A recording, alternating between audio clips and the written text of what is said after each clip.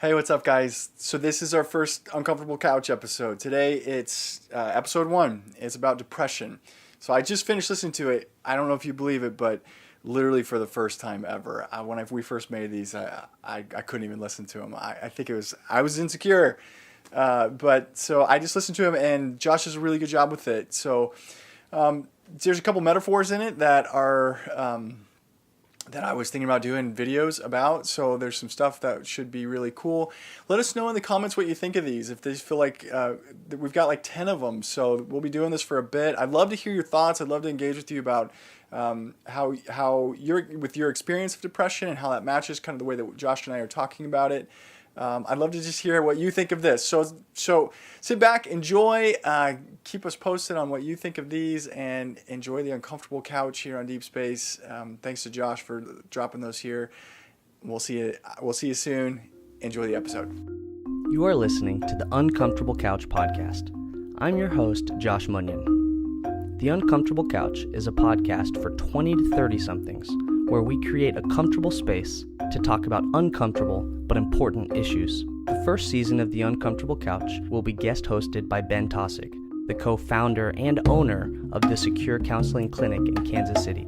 You can visit his Facebook page at Secure Counseling Clinic, LLC. If you're a first-time listener, we want to welcome you and say that we're glad that you're here. This is episode 1 of The Uncomfortable Couch. Today's topic is depression. In this episode, we discuss why self-reports of depression are at record highs. We also talk about the difference between feeling depressed and actually having depression. Lastly, we talk about how mismanaging emotions can actually increase the symptoms of depression. Let's go now to our conversation. Globally, an estimated 350 million people report being depressed, which is the equivalent to, say, 41 New York cities, the entire population. That seems obviously really high. Why do you think that there's such a high report of that now? That's a good question. And I mean, if you think about that, 350 million people, that's approximately the population of the United States. That's kind of like all of us. As depression's gotten more prevalent, you have far more medications that are coming along with it. There's a lot of ways to conceptualize depression. There's a lot of ways to think about it. The way that I think about it is more from an emotional perspective, more from a psychological perspective. The medical model for depression is really valuable too.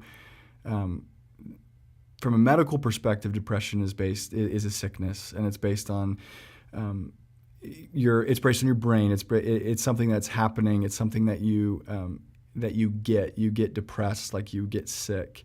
And there's real value in that. And I have a lot of clients that I see that happen with, and I can just tell them medication and other things that you can do to help with that side of depression. Exercise, change your diet, things like get more active, things like that can really help. I tend to see depression in my office pretty regularly, and I do view the world through my own lens of how I view psychology, and there's a strong emotional component to it. A lot of it has to do with how we handle our emotions, how we take care of ourselves, what we do with how we feel in general, not just with sad feelings or angry feelings, loneliness, any of it. I think a lot of it is cultural. A lot of it is passed down generation to generation. A lot of it is happening, I think, now with the high level of distraction that is available to us. There's so many ways for us to avoid how we feel. And we're kind of and have a vested interest in doing that, in helping each other avoid and for us to avoid. So to me, a lot of depression, obviously there's the medical side of it, and then from the psychological, emotional side of it, a lot of it has to do with just the way that we treat ourselves, the way that we treat our feelings in general, and what ends up, and depression is often a byproduct of how we handle the emotions, our own emotions, and each other's emotions. I know people in my life who've been depressed, and working as a social worker, I see a lot of people who have been diagnosed clinically with depression. How do I know if I am depressed, or how do I know if I actually have the clinical diagnosis of depression? there's some basic signs you can look for to know if you're, as you put it, clinically depressed, which would maybe be like if you're in a depressive episode. And there's severe depression. There's something called dysthymia, which is just like a recurrent depressive mood that lasts for years at a time and comes and goes. It's maybe more likely that you would see it in a loved one, and they might not be willing to identify it. They might not see it. Basic stuff like if they're having a really hard time getting out of bed in the morning or having motivation to do anything, if they're not doing the type of stuff that usually makes them feel better, which is a huge part of why depression is this cyclical, progressive illness. Basically, what depression does is you're not feeling like doing anything. You're not really feeling much of anything at all. And then so from there, I'm not feeling anything, so I don't do any of the things that I typically would do to feel better. And when I do, I don't really feel that much better from them. And so I don't do those things. And so I end up doing less and less of the things that would make me feel better. And I end up just sort of, it's almost like my light is going out and there's just nothing there. So you can know that that's happening to you if you're not interested in doing things you used to be interested in doing. If the things that normally would make you feel better in your life are no longer doing that, or you're no longer interested in doing those things, you can see it in things like sleeping patterns. Sometimes people that are depressed sleep way less, sometimes way more. Eating, if your appetite is either gone or you're just finding yourself eating all the time. There's sexual activity if you're less interested in sex than typical. Basically, when you find yourself less interested in life, that's more of what depression is. A lot of people think of depression as like when you're sad all the time or when you're down. And that can kind of be concurrent with depression, and can kind of lead to depression. That emotion can bring you into a place where it brings you very far down, and then from that place you stop caring, and you essentially you say there's no way out of this but to stop feeling, and then you stop feeling. So if you feel yourself experiencing those things, if you see a loved one experience them, there's a good chance, especially if it's severe, like increased thoughts of suicide, can't get out of bed, no reason to live. The only emotion that they seem to be able to express is just like tears and sadness, those kinds of things. Then those are definitely a good place to go talk to somebody. A lot of people, their first stop is their doctor, and that's appropriate. A counselor or a therapist can be appropriate there too.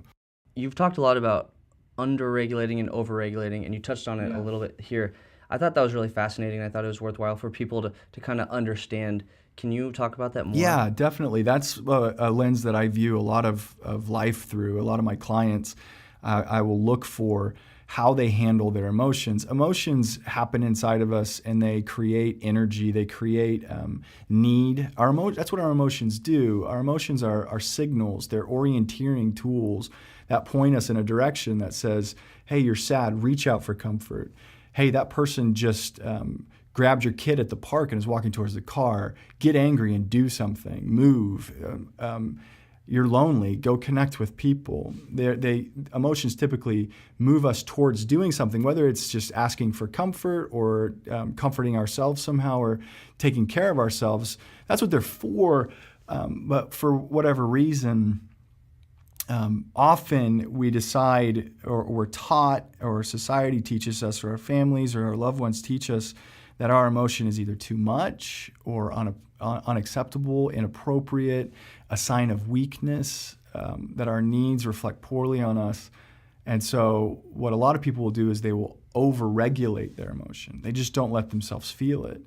When it happens, they learn to ignore it. They learn to channel it into other stuff. They learn amazingly complex and effective strategies of shutting it down. Food, video games, movies, phone, Facebook, anything can be a way of just saying, I'm feeling that feeling. It's starting. How do I make it stop? And the last thing that people overregulators want to do is express it, allow themselves to feel it. So a lot of people overregulate their emotions. The flip side of it is that there's also, it's common that you'll find people who underregulate. So the emotion comes, and I can't even get it into an appropriate level. I can't get it to the space that I'd like it to be. It sort of grabbed me and running with me. So that level of emotion looks far messier. It's far more intense, and it's not very productive. It's not the kind of emotional expression that is necessarily all that helpful. Both, if you think of emotions as orienteering tools, over-regulating and under-regulating emotion, both of those are disoriented positions.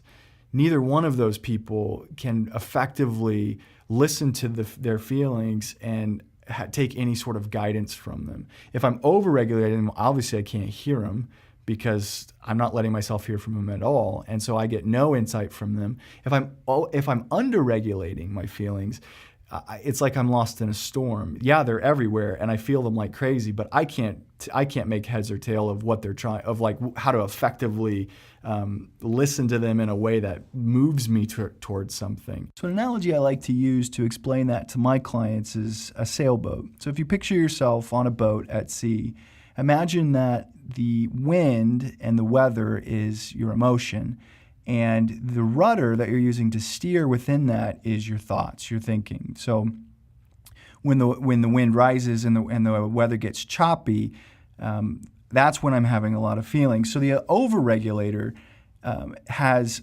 plenty of rudder, plenty of steering, but not enough emotion that's moving them. The underregulator has plenty of emotion. They're blown around by that emotion in all directions, but they don't have the rudder taking control and moving them in a direction, so they have plenty of movement, just not enough direction for that movement. So both of those are ineffective ways of managing emotion. What I try to help my clients to do and find their way to is that healthy balance where I'm able to see and feel both. I'm able to see where I want to be, but I'm also able to be moved by the feelings that are a gift of navigation. One of the possible consequences of having an unbalanced relationship like that with yourself, with your own feelings, is depression.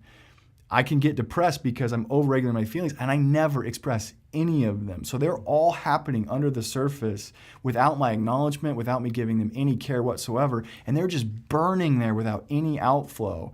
And eventually that can become overwhelming. And those circuits, it's almost like the circuitry burns out. I can't feel anything because I've been feeling everything without expressing any of it, without ever getting care for it, without ever connecting, my emotion never moves me into a connective relationship with another person who can be there for me in that feeling. If I never do that, eventually those feelings have got to go somewhere. And it's almost like the brain just flips a switch and just like, you know what, if you're not going to deal with these, we're not going to deal with any of them. And turns it off. And vice versa, it's very similar with the underregulator. If the emotion is just unchecked and just tearing up life, it's like it's just storming all the time. The underregulator can find themselves feeling like depression is almost like an escape, a relief, just make the rain stop, just turn the wind down. And to be fair, again, I have to acknowledge that that's more of the psychological, emotional side of depression. The medical side of that, I would hate for somebody to listen to that and think that I'm saying the reason you're depressed is because you're doing this wrong. That's not the case. For so many people, it is literally just something that is off in your brain and needs to get calibrated and adjusted. What I'm describing is something I have seen a lot. And obviously it's not the only route to depression. There are other ways that you can get there, but it's a pretty common one. I don't know if this is a funny question or not, but would you say that over-regulating or under-regulating tends, generally speaking, it could be more like gender specific? Yeah, it can be. I think that I know what you're asking. The stereotype is that men would be more over-regulators and that women would be under-regulators. I think some of that is cultural. Some of that is cultural expectations. We as men are programmed from very early on to suppress and repress our emotion in a way that women aren't necessarily expected to, although they can experience a similar version of it, which is really shaming to them when they can be looked at like under-regulators simply for having emotion, and they can be told that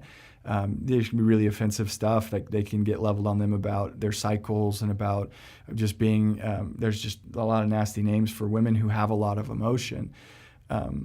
When typically what it is probably is that often women are more dialed into and it's more acceptable for them to be expressive of emotion. And a lot of times they seem to be more capable of that. And to do it more effectively. And so probably that's fair that if it's likely to go wrong, it's likely to go wrong in the direction that it's already naturally culture is pointing them to and supporting and moving them towards. And it'd be really interesting to see. I'm sure there are studies about what are the actual differences in how men and women experience emotion, apart from just what we choose to do with it, because there's all kinds of acculturation and training that goes into that. What is actually going on? That would be a fun study. That concludes this episode of The Uncomfortable Couch. Join us next time when Ben and I discuss the science behind the taboo topic of pornography. I'm your host, Josh Munyon, thanking you for joining us here, and we'll see you next time.